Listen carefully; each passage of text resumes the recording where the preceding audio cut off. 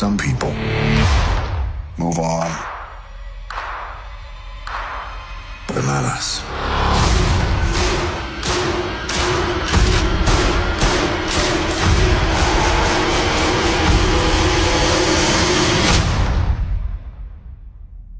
Not us. The first trailer for Avengers 4, officially titled Avengers End, is finally here.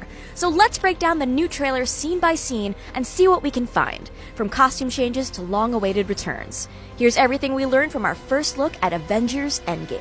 The first scene is appropriately bleak. We see Tony Stark being adrift in space with no food, no water, and oxygen that's about to run out completely. He's recording a heartbreaking message to Pepper on the remains of his Iron Man helmet, which looks like it's also on its last legs. If you remember from Infinity War, Tony's suit is now made up of nanobots. This means he's likely been using parts of his suit to form or reform necessary components of the ship or systems within it, meaning he's probably only got enough left to build that much of his armor. Notably, Tony seems to be completely on his own. When Thanos snapped, he and Nebula were the only two people on Titan who didn't crumble into dust. We see a moment later in the trailer that makes it look like Nebula was on board the ship as well, which makes Tony's apparent isolation even stranger. Is she still around? And if not, where did she go?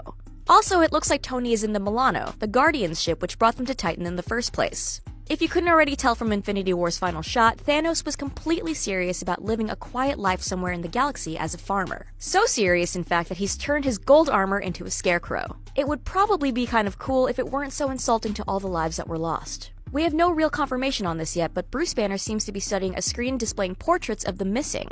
Scott Lang, who we last saw in the Quantum Realm in the post-credits of Ant-Man and the Wasp, is shown next to Shuri's portrait, possibly implying that she too has yet to be found. Her portrait swaps out for Peter Parker midway through the scene, who would also be counted as MIA, according to the Earth-based team. We didn't actually see what happened to Shuri at the end of Infinity War, but it's looking like it wasn't great. Despite being the one Avenger around who is capable of autonomous interstellar transport thanks to his fancy new Bifrost-enabled axe Stormbreaker, Thor seems to have decided to stay on Earth. But he looks pretty pissed about it. We can't tell exactly where Thor is. The framing almost makes it look like he's being held in some sort of cell, but his civilian clothing makes it seem like at least a little time has passed since the fight, and he's stuck around. Oh hey, it's Hawkeye! Clint Barton was notably absent from Infinity War, but where was he? What was he doing? Why wasn't he with the team? The answer apparently was Japan, and because he was crafting a new identity for himself. That identity is Ronin, a codename Clint picked up for a time in the comics that we've been expecting since leaked set photos showcased Jeremy Renner in a new costume last year.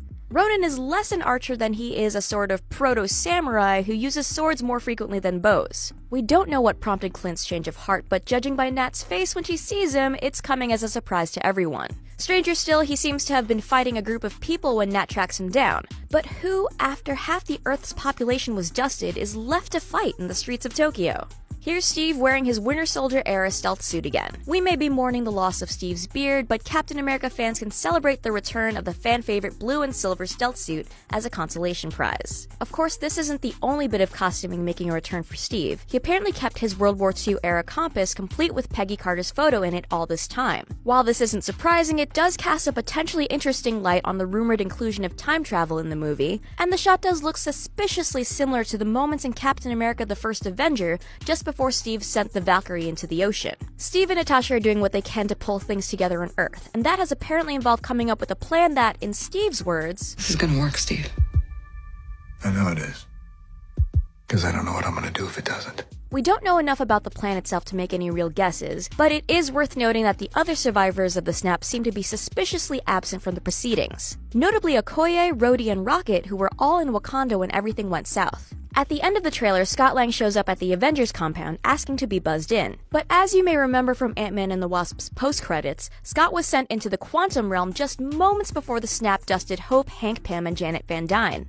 We assumed that this would leave Scott stranded in the Quantum Realm, much like Janet had been, but apparently that isn't the case. How exactly did Scott manage to get himself out of the Quantum Realm? Did he have help, or was he truly on his own? The Endgame trailer gave us a lot more questions than answers, but it's not all doom and gloom. Let us know what you thought about the Avengers trailer in the comments below. Hit me up on Twitter at Chastity_V, and give us your best theories, because we might use them for a future video. Thanks.